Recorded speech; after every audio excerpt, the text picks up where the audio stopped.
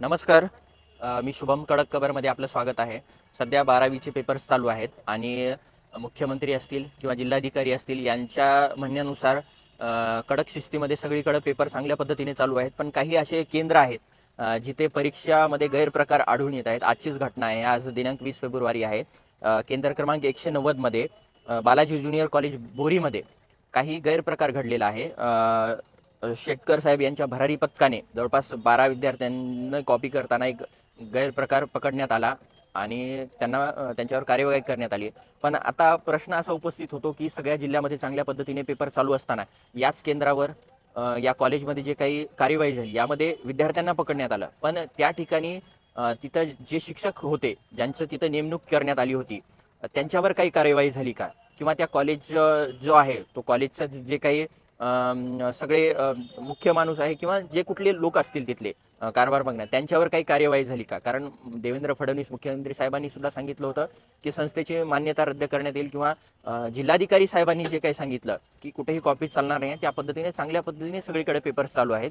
पण हा असा प्रकार घडतो आणि जवळपास 12 विद्यार्थी रस्टिकेट होतात. मग तिथले जे काही त्यांच्यावर काही कार्यवाही झाली का, संस्थाचालकावर काही कार्यवाही झाली का, या सगळ्या गोष्टीचा विचार करणं गरजेचं आहे. मला वाटते आत्ताच संजय एरमे जे आहेत गट शिक्षणाधिकारी प्रभारी यांनी सुद्धा आम्हाला बाईट दिली. ते तुम्हाला पुढं जो काही सगळा प्रकार झाला ते सांगतील. पण प्रश्न असा उपस्थित होतो की खरंच मुख्यमंत्री देवेंद्र फडणवीस यांनी जे काही सांगितलं त्यांच्या आदेशाचं पालन होते का, किंवा राहुल कर्डिले साहेब जिल्हाधिकारी आहेत त्यांनी जे काही एक स्ट्रिक्ट वातावरण तयार केलेलं आहे, चांगल्या पद्धतीने एक परीक्षा होत आहेत, पण अशा ठिकाणी एक अशी घटना घडते 12 विद्यार्थ्यांना रस्टिकेट करण्यात येते आणि कुठंही याचा म्हणजे ही गोष्ट कुठंपर्यंतही जात नाही, कुणालाही कळवण्यात येत नाही, किंवा कुठंही त्या संस्थाचालक असेल किंवा त्या वर्गावर ते जे शिक्षक आहेत त्यांच्यावर कार्यवाही येत नाही, फक्त शिक्षकावर कार्यवाही होते. असा हा दुटप्पीपणा का चालू आहे हे कळत नाही. तर मला वाटतं की जिल्ह्याचे काही शिक्षणाधिकारी आहेत ते याच्यावर काही कार्यवाही करतील का, किंवा बीडीओ आहेत ते काही यावर कार्यवाही करतील का, गट शिक्षण अधिकारी आहेत ते याच्यावर काही कार्यवाही करतील का. आता खरं तर एक प्रश्न उपस्थित होतो या सगळ्या परीक्षांबाबत की मग हा हे जर असं ही संस्था असेल जिथं असे प्रकार होत आहेत आणि ते कुठेही उघडकीस येत नाहीत, तर अशा मग किती संस्था आहेत जिथे असे प्रकार घडत आहेत हे बघणं गरजेचं आहे. पण प्रश्न असा उपस्थित होतो की ही जे काही संस्था आहे किंवा ते जे शिक्षक आहेत तिथं ज्यांची ड्युटी होती त्यांच्यावर काही कार्यवाही होणार का, हे असा एक प्रश्न उपस्थित होतो. मिनल करणवाल जे असतील, जे सीईओ आहेत झेडपीच्या, राहुल कर्डिले साहेब असतील, किंवा परदेशी साहेबांनी जो पॅटर्न राबवला तो चांगल्या पद्धतीने आता ह्या परीक्षेला राहुल कर्डिले साहेबांनी राबवला.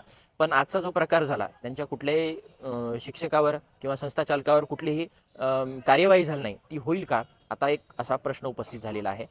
आज रोजी 20/2/2025 रोजी केंद्र क्रमांक 190 श्री बालाजी ज्युनियर कॉलेज बोरी येथे रसायनशास्त्राचा पेपर होता. त्यावेळेस माननीय उपशिक्षणाधिकारी जिल्हा परिषद नांदेड श्री संतोष शेटकर यांच्या भरारी पथकाने भेट दिली असता तेथे काही गैरप्रकार आढळून आला आणि त्या गैरप्रकाराबद्दल त्यांनी कॉपी केसेस केलेले आहेत. एकूण 12 कॉपी केसेस केलेले आहेत आणि ते आमच्या कस्टोडियन कार्यालयाला कळविलेले आहे आणि आम्ही ते 12 कॉपी केलेल्या वरिष्ठ कार्यालय म्हणजे जिल्हा परिरक्षण कार्यालयाला कळविलेलं आहे. हां नाही, आता हे कसं असतं आहे, यांच्यावर ज्यावेळेस कारवाई होईल त्यावेळेस ते पुन्हा ठरवितील आणि ते बोर्डाकडे यांच्या सुनावण्या होतात. सर